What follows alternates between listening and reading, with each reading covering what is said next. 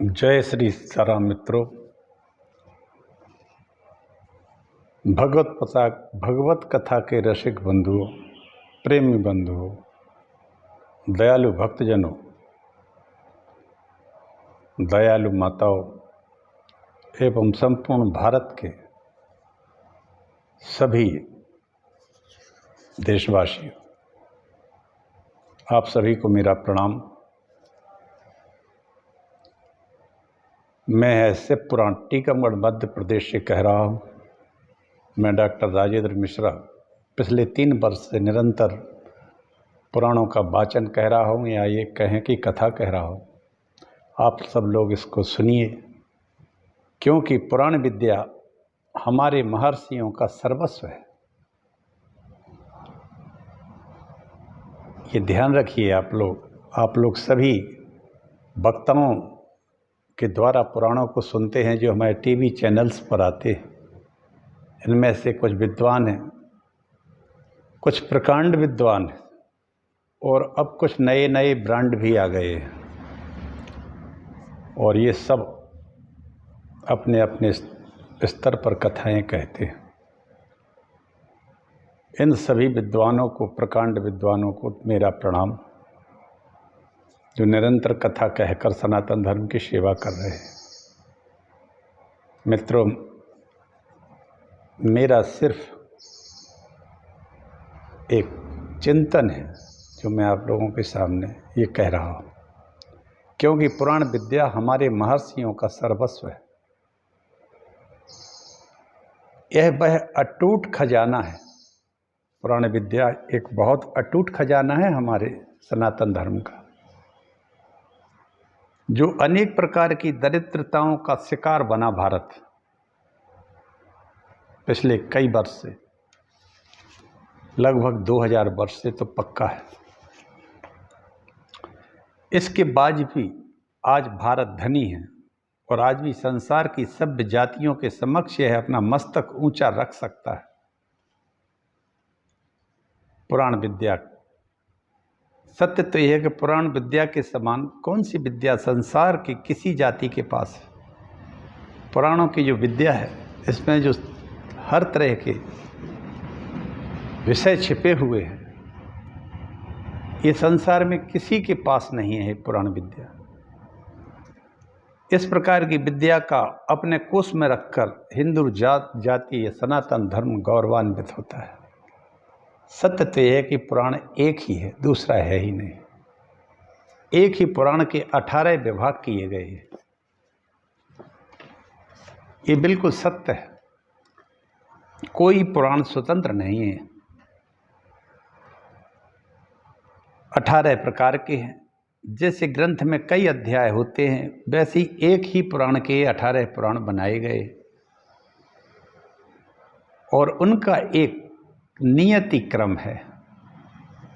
जैसे सातवें क्रम पर मार्कंडेय पुराण, त्रयोदश पुराण स्कंद पुराण है, गरुड़ पुराण 17वां है, इत्यादि इत्यादि। पहला ब्रह्म पुराण है, दूसरा पद्म पुराण है, वैष्णव पुराण है, शिव पुराण है, भागवत, नारद, मार्कंडेय, आग्नि, भविष्य, ब्रह्म वैवर्त, लिंग, बाराह, स्कंद, वामन, कौर्म, मात्स्य, गरुड़, और 18वां है ब्रह्मांड पुराण। स्थूल दृष्टि से देखते ही प्रत्येक भावुक को यह चमत्कार प्रतीत होगा कि इस विद्या का प्रारंभ ब्रह्म से शुरू होता है। पहला ब्रह्म पुराण है, और इसका अंतिम पुराण भी ब्रह्म पर ही पूर्ण होता है। कहने का मतलब ब्रह्मांड पुराण 18वां पुराण, और मध्य में ब्रह्म वैवर्त पुराण। ब्रह्म की स्मृति कराता है। इसी से स्पष्ट हो गया कि यह सृष्टि विद्या है। सृष्टि विद्या है ये, जो ब्रह्म से प्रारंभ होकर ब्रह्मांड तक हमारे ज्ञान को पहुंचा देती है।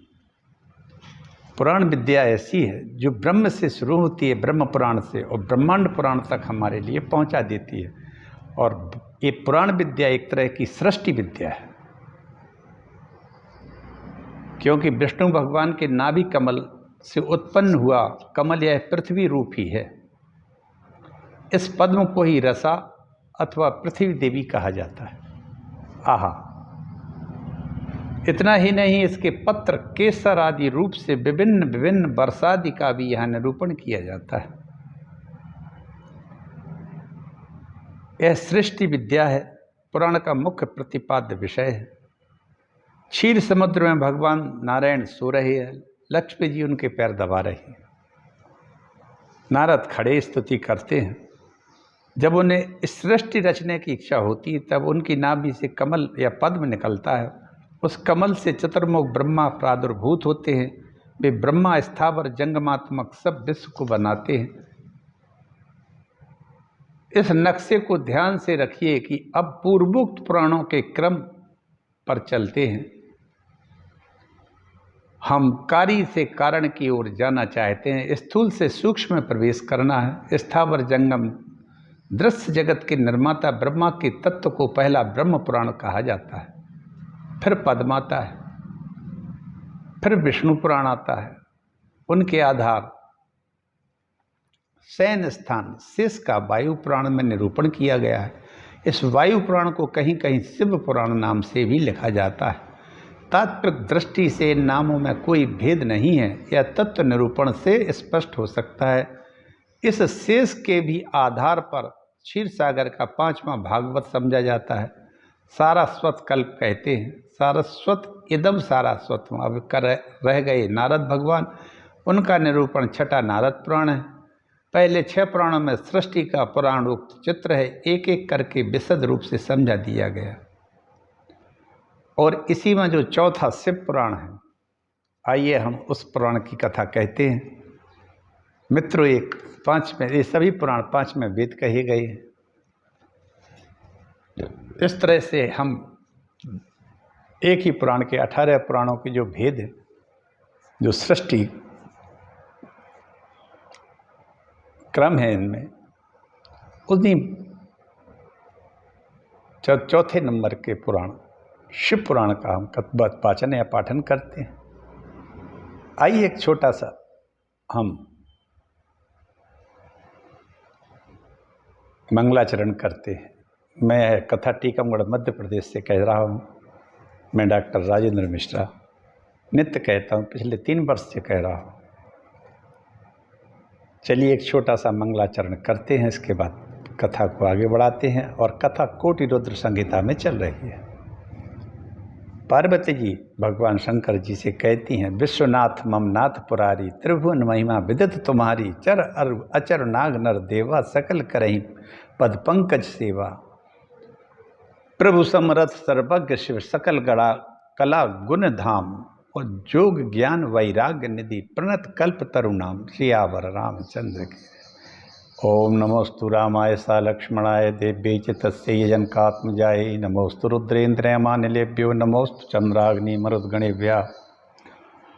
अखंडमंडलाकारं व्याप्तमेन चराचरं तत्पदं दर्शितमेन तस्मै श्री गुरुवे नमः। वक्रतुंड महाकाय कोटि सूर्यकोटि समप्रभा, निर्विघ्नं कुरु मे देव सर्वकार्येषु सर्वदा। भवानी शंकर वंदे श्रद्धा विश्वास रूपिण्यौ, याभ्यां विना न पश्यन्ते सिद्धाः स्वान्तास्तमीश्वरं।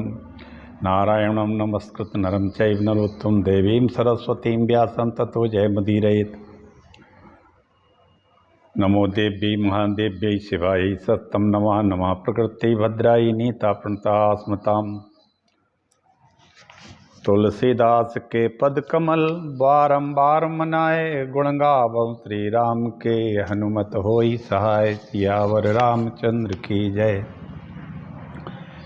कल तक मैंने कहा था महाकाल शिवलिंग की महत्व और उनके प्रकट होने की कथा को कहा था। ये ज्योतिर्लिंग वैसे ही है जैसे दीपक की ज्योति अग्नि पाकर प्रज्वलित होकर ज्योति फैला देती है, इसी तरह ये शिवलिंग है, ये ज्योतिर्लिंग है।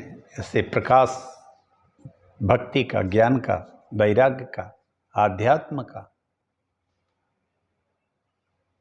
प्रभु श्री हरि की चरित्र का और उनकी लीलाओं का सब कुछ प्रदान करता है।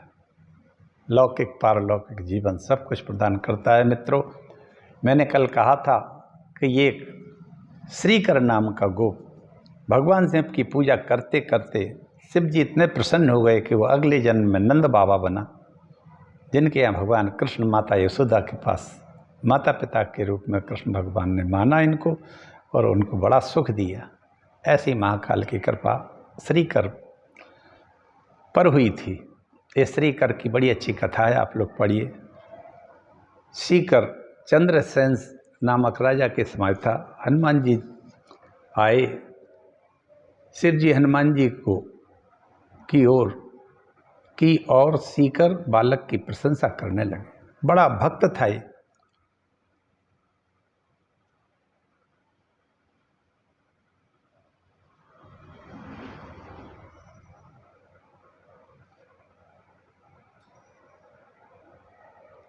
इस तरह श्रीकर नाम का ये गोप आगे चलकर नंद बाबा बना। मित्रों, शिव जी की भक्ति और शिव जी का निरंतर गान करने वाले की ये स्थिति होती है। भगवान नारायण उनके यहाँ जन्म तो देवकी के यहाँ हुआ, लेकिन लीलाएं जो जितनी की हैं, बाल लीलाएं, वो सब नंद बाबा के यहाँ की हैं। आइए आगे की कथा ओंकारेश्वर ज्योतिर्लिंग की करते हैं। सूत जी कहने लगे, एक समय नारद जी ने गोकर्णेश्वर नामक शिव के समीप जाकर के सेवा की, फिर विंध्याचल पर्वत पर जाकर पूजा की। विंध्याचल बोला, मैं सब प्रकार से समृद्धशाली हूँ। सुनकर नारद जी ने निश्वास ली। विंध्याचल बोला, आपने मेरे में क्या न्यूनता देखी जो निश्वास ले रहे हो? नारद जी कहने लगे, वैसे तो सब ठीक है, परंतु सुमेर पर्वत आपसे तो बहुत बड़ा है।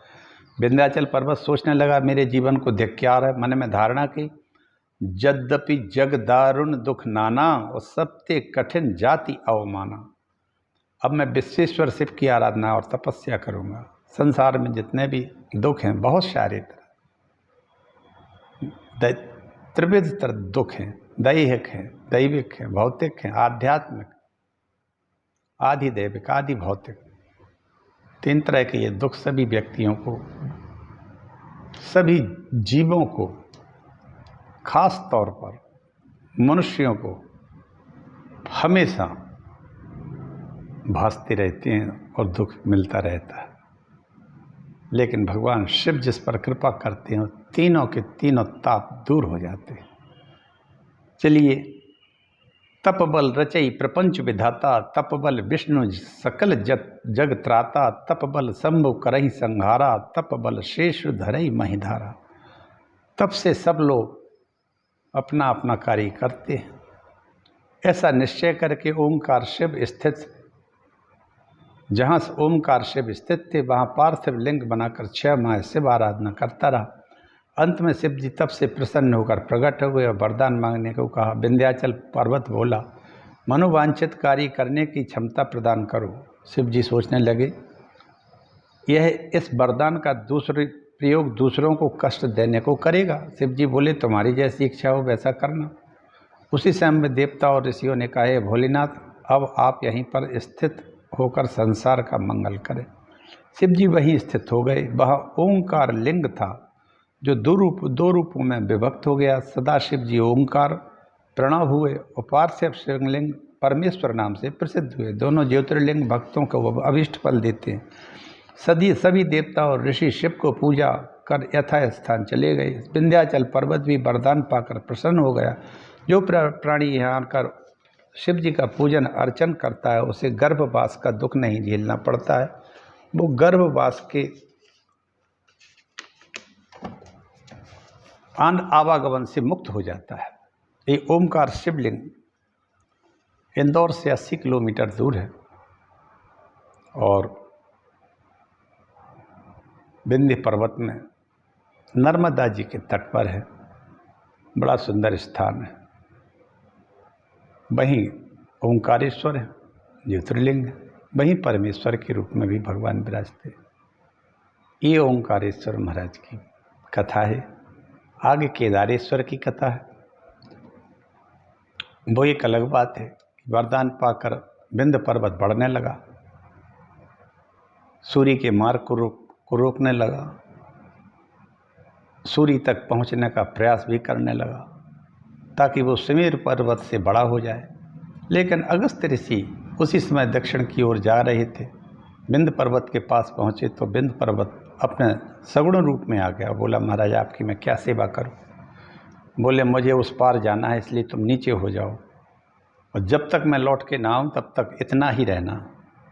तब फिर उसने अपनी ऊंचाई को कम करते करते बिल्कुल नीचा कर दिया, काफ़ी नीचा कर दिया। अगस्त्य जी दक्षिण दिशा को चले गए, फिर लौट के नहीं आए। तब से आज तक विंध्य पर्वत उतना ही है, नहीं तो विंध्याचल ने तो बड़ी समस्या खड़ी कर दी थी लोगों के लिए, केवल इसके लिए कि सुमेरु पर्वत हमसे क्यों अच्छा है और ऊंचा है, उसका स्थान हमसे ऊंचा क्यों है। ये आगे की कथा है जो इसमें नहीं है, लेकिन है कथा ये। केदारेश्वर ज्योतिर्लिंगी कथा है। सूत जी कहते हैं एक समय नर नारायण भगवान विष्णु के अवतार हुए। उन्होंने भरतखंड के बद्रिका आश्रम में जाकर अनेक वर्षों तक शिव जी की कठोर आराधना की। शिव जी भी प्रकट हो गए और वरदान मांगने को कहा। तब नर नारायण कहने लगे, हे प्रभु, यदि आप हमसे प्रसन्न हैं तो इसी रूप में यहाँ उपस्थित हो जाइए। उनके आग्रह करने पर साक्षात महेश्वर ज्योति स्वरूप हो वहीं पर स्थिर हो गए और दोनों से पूजित होकर केदारेश्वर के नाम से प्राणियों के कष्ट निवारण हेतु, भक्तों का मनोवांछित फल देने हेतु वहीं स्थिर हो गए। उस दिन से आज तक जो भी भक्त इसका दर्शन करता है उसे स्वप्न में भी कष्ट प्राप्त नहीं होता है। एक समय पांडवों को देखकर शिव जी ने महेश का रूप धारण किया। पांडवों ने उनकी पूंछ पकड़ ली, तब वह नीचे को मुख करके स्थित हो गए। बारंबार स्तुति करने से शिव उसी रूप में वहीं प्रकट हो जाते हैं और उनका सिर नेपाल में प्रकट हुआ जो पशुपतिनाथ कहलाता है।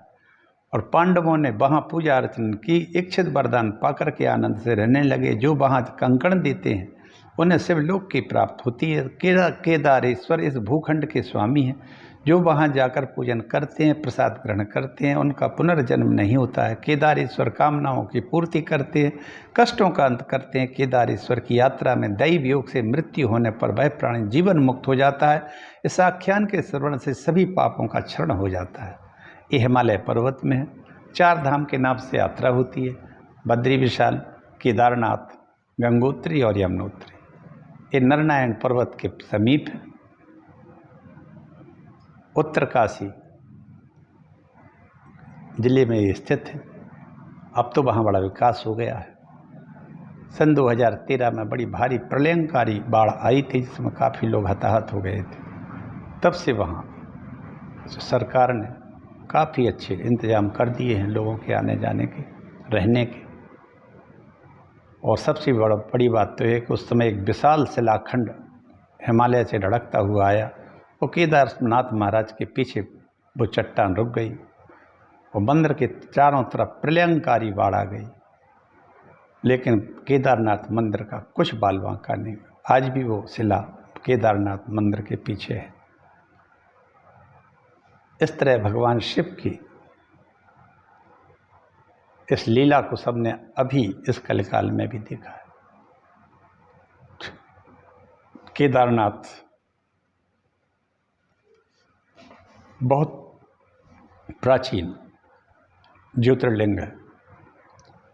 भीम ने उनको पकड़ा,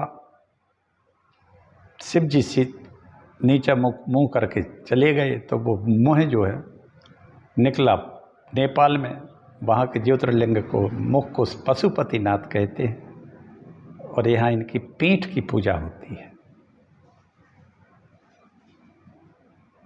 इस तरह केदारनाथ ज्योतिर्लिंग की कथा होती है पूरी। सूत जी कहते हैं ऋषियों कामरूप देश में, जिसको आसाम कहते हैं, लोगों की मनोकामना पूर्ति के लिए स्वयं जी स्वयं प्रकट हुए थे। हे ऋषियों, प्राणियों को कष्ट देने वाला भीम नामक एक दुर्मद राक्षस था। कुंभकर्ण की स्त्री कर्कटी राक्षसों से उत्पन्न हुआ था। यह राक्षस सही पर्वत पर रहता था। एक दिन भीम बोला, माता मेरे पिता कहाँ हैं? कौन है? तू अकेली वन में क्यों रहती है? कर्कटी कहने लगी, तेरा पिता रावण का भाई कुंभकर्ण था। उसे और रावण को श्री राम जी ने मार दिया था। एक समय कुंभकर्ण इस पर्वत पर आया। उस बलवान ने मेरे साथ बलात्कार से रमण किया था और लंका को चला गया था। मैंने लंका देखी भी नहीं है, तभी से तेरे साथ इसी पर्वत पर रहती हूँ। मेरा पति विराध राम ने पहले ही मार दिया था, मेरे माता पिता को एक संत ने भस्म कर दिया था। मेरे पिता का नाम करकट था और मेरी माता का नाम पुष्कसी था। आहा, एक राक्षसी करकटी थी जो कुंभकर्ण की स्त्री तो नहीं थी, ये विराध की स्त्री थी, लेकिन कुंभकर्ण ने इसके ऊपर एक बलात्कार किया था। उससे ये गर्भ रह गया था, जिससे पुत्र पैदा हुआ जिसका नाम भीम नाम का दुर्मद राक्षस हुआ। उसने कहा मेरा पिता कहाँ है, तब उसने साफ साफ बता दिया कि तो कुंभकर्ण से पैदा हुआ है, और विराध मेरा पति था जिसको राम जी ने पहले मार डाला था। एक ऋषि ने मेरे माता पिता को एक संत ने भस्म कर दिया था, क्योंकि पिता का नाम करकट था और माता था पुष्कसी। अपने कुंभकर्ण पिता से उत्पन्न भीम ने जब समाचार सुना कि राम ने मेरे पिता और नाना को मारा है और माता को कष्ट दिया है, वह कहने लगा, हे माता, मैं तपस्या कर देवताओं को विष्णु भगवान से अवश्य बदला लूँगा। भीम ने ब्रह्मा जी को प्रसन्न करने के लिए 1000 वर्ष तक एक पैर पर खड़े होकर सूर्य में दृष्टि रखकर तप किया। ब्रह्मा जी पास आए और सारा समाचार बताया।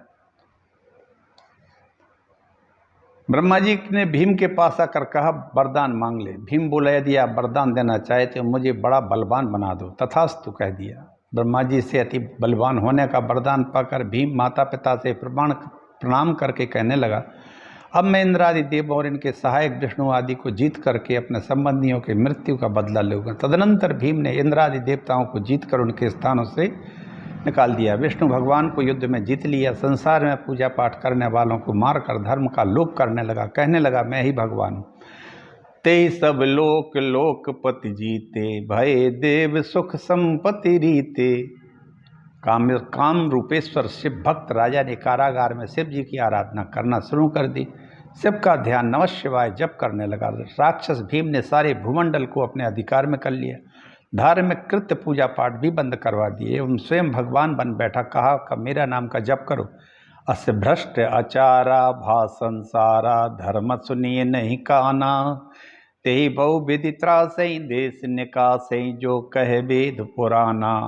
उसके अत्याचारों से दुखी होकर ब्रह्मादि सभी देवों ने देवराज इंद्र से महाकोशी नदी के समीप जाकर लोक मंगलकारी शिव जी की स्तुति करके उन्हें प्रसन्न किया।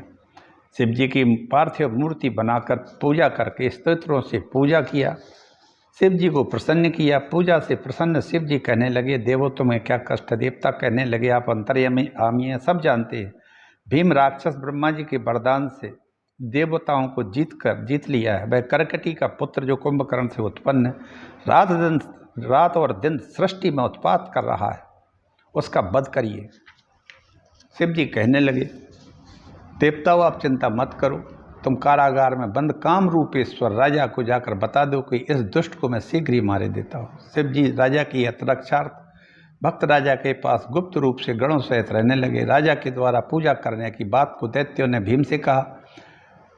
इसे सुनकर भीम हाथ में तलवार लेकर आ गया और कहने लगा, तू इस पार्थिव लिंग के आगे रख कर क्या करता है? यदि सत्य बताएगा तो नहीं मारूंगा, नहीं तो परिवार सहित भी मार दूंगा। राजा मन में यह सोचकर कि दुष्ट मेरा कुछ नहीं बिगाड़ सकता, क्योंकि मेरे रक्षक तो शिव जी हैं। तो उसने कह दिया, मैं शिव को जानता हूँ। मेरे पिता के भाई रावण ने अपने 10 दास बनाकर रखा था, तो उसके बल से मुझे जीतेगा?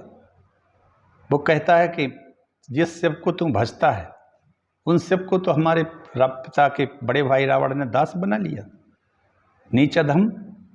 परंतु शिव जी की पूजा नहीं त्याग सकता। दैत्य बोला, भीख मांगने वाला शिव तेरी रक्षा कैसे कर सकता है? वो तो खुद भिखारी है, तू उसका विचार त्याग दे, मैं तेरे स्वामी के साथ युद्ध करूंगा। ऐसा कहकर वह दुष्ट तलवार से शिवलिंग पर वार करने को हुआ। तभी उसी से शिव जी प्रकट हो जाते हैं। पश्य भीमेश्वरो अहम च रक्षार्थम प्रकटो अभवम, मम पूर्वव्रतम होत द्रक्ष्यो भक्तो मया सदा। देखकर मैं भीमेश्वर इसकी रक्षा को प्रकट हुआ हूँ। मेरा पहला नियम है कि मैं अपने भक्त की रक्षा करता हूँ। सुन मुनि तो ही कहूँ सहरोसा, भजहि ते मोहि तज सकल भरोसा। करौ सदा तिन कै रखवारी, जिमि बालक राखै महतारी। अहम भक्त पराधीनो ह्य स्वतंत्र एव ध्वज, साधुर्विग्रह हृदयो भक्ति भक्ति जनप्रिय। हे ऋषिवर, मैं तो भगवान भक्तों के अधीन हूँ, मेरा साधुओं के अधीन रहता है, मेरे भक्त अति प्रिय। भगवान शिव कहने लगे, अरे दुष्ट भीम, तुम मेरा बल देख। ऐसा कहकर अपने पिनाक से उसकी तलवार से उसके 2 टुकड़े कर दिए। फिर भीम ने त्रिशूल से शिव जी पर वार किया। शिव जी ने उसके त्रिशूल को 100 टुकड़े कर दिए। इस तरह दैत्य अन्य राक्षसों से शिव जी और देवसेना में घमासान युद्ध होने लगा। देवता भयभीत हो गए। नारद जी शिव जी इसकी स्तुति करते, क्षम्यताम क्षम्यताम नाथ त्वया विभ्रमकारक थोड़े कष्ट कुठारो में हंत्या शीघ्र में ही। हे नाथ विभ्रमकारक, आप हमें क्षमा करें, एक चरण पर क्या कुठार का प्रयोग होता है, आप दुष्ट को शीघ्र मारिए। नारद जी के वचन को सुनकर शिव जी ने अपने भयंकर हुंकार मात्र से भीम और उसकी पूरी सेना को भस्म कर दिया। भीमादि सभी राक्षस भस्म हो गए। ऋषि संत देवता शांति का अनुभव करने लगे। प्रजा सुखी हो गई। शिव जी की कृपा से उनके क्रोधानल से उन दैत्यों को भस्म सारे जंगल में फैल गई। उस भस्म से जंगल में अनेक प्रकार की औषधियाँ उत्पन्न हो गई। देवताओं ने शंकर जी से विनती की कि हे भोलेनाथ, आप इसी कुत्सित प्रदेश में संसार के प्राणियों के कल्याण के हेतु निवास कीजिए। देवताओं की प्रार्थना पर शिव जी उसी स्थान पर भीम शंकर ज्योतिर्लिंग के नाम से प्रसिद्ध हो गए।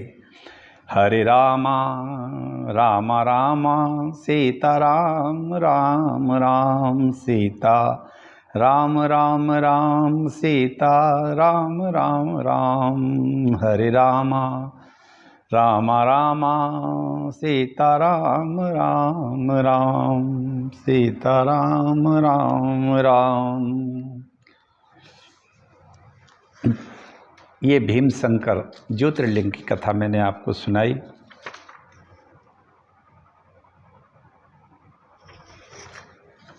इसके आगे विश्वेश्वर ज्योतिर्लिंग की कथा है। इस संसार में सूत जी कहते जो दिखाई देता है वही तो निराकार निर्विकार चिदानंद रूप उसी परमेश्वर की एक से दूसरे होने की इच्छा हुई। वह शिव सगुण से प्रकृति रूप शक्ति और पुरुष रूप शिव नाम से प्रसिद्ध हो जाते हैं, लेकिन उन्हें जगत के माता पिता को नहीं देखा। तब भी प्रकृति पुरुष संशय को प्राप्त हुई। तब परमात्मा से वाणी प्रकट हुई है, तप करो। वाणी सुनकर प्रकृति पुरुष कहने लगे, प्रभु तप कहाँ करें, कहीं स्थल नहीं दिखता है। शिव जी ने 5 कोस पर्यंत सभी साधनों से पूर्ण अंतरिक्ष में पुरुष के समीप एक नगर स्थित किया। वहाँ विष्णु ने बहुत काल तक तप किया। तप के प्रभाव से अनेक जल की धाराएं प्रकट हुई, उनसे शून्य प्राप्त हुआ, उसके सिवाय कुछ नहीं था। यह अद्भुत दृश्य देखकर विष्णु ने सिर हिलाया, जिससे उनके कान से एक मणि गिर गई। उससे मणिकर्णिका नामक तीर्थ बन गया।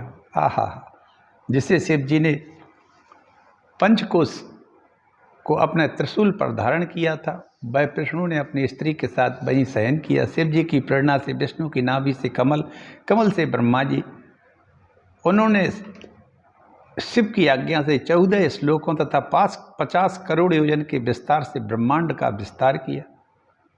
भगवान शिव ने 5 कोसी नगर को अलग रखा। यह कल्याण करने वाली, मुक्ति और ज्ञान देने वाली तब पवित्र परमात्मा शिव ने अपने अंश से ज्योतिर्लिंग स्थापित किया। उस पंचकोसी नगरी को त्रिशूल से उतारकर मृत्यु लोक में स्थापित किया। प्रलय काल में शिव जी काशी को अपने त्रिशूल पर धारण करते हैं। काशी का नाश नहीं होता। सृष्टिकर्ता ब्रह्मा जी काशी को पुनः स्थापित करते रहते हैं। काशी में अभिमुक्तेश्वर लिंग सदा स्थिर रहता है। कर्म बंधनों के कारण आकर्षण करने के कारण उसे काशी कहते हैं। काशी क्यों कहते हैं? ये कर्म बंधनों का आकर्षण कर देती है, खींच लेती है, इसलिए काशी कहा जाता है।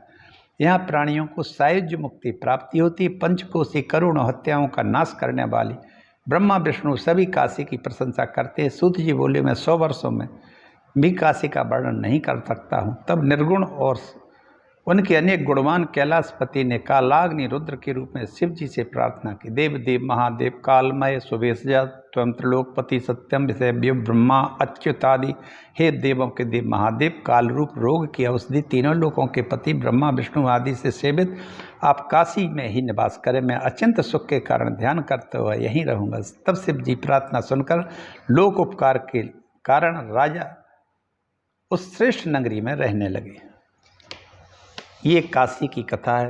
काशी में भगवान शंकर सभी का कर्मों का, कर्म बंधनों का, आकर्षण करके ख़त्म कर देते हैं, इसलिए काशी उसका नाम पड़ा। वाह। अभी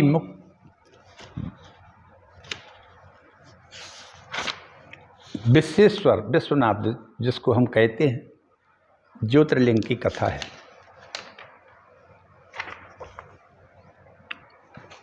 इसी के साथ मित्रों मैं आज अपनी वाणी को यहीं विराम देता हूँ, और आप लोगों को कथा अच्छी लगी होगी। विश्वेश्वर या काशी विश्वनाथ में स्थित ज्योतिर्लिंग कैसे प्रकट हुआ ये मैंने बता दिया आपको। वो परब्रह्म निराकार निर्विकार चिदानंद रूप है उसी परमेश्वर की एक से दूसरे होने की इच्छा प्रबल हुई। मतलब निराकार से साकार होने की प्रबल इच्छा होती है, और वो शिव और शिवा के नाम से वहाँ प्रकट हो जाते हैं। बकाया मैंने आपको पूरी कथा सुना ही दी है, आगे की कथा मैं कल कहूँगा। काशी विश्वनाथ भगवान की कृपा से अब विश्वनाथ का परिसर काफ़ी बड़ा हो गया है।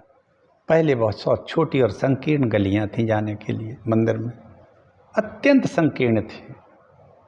लगता ही नहीं था कि यहाँ इतने भगवान विश्वनाथ काशी में इतनी छोटी सकरी गलियों में जाके दर्शन देते थे लोगों को।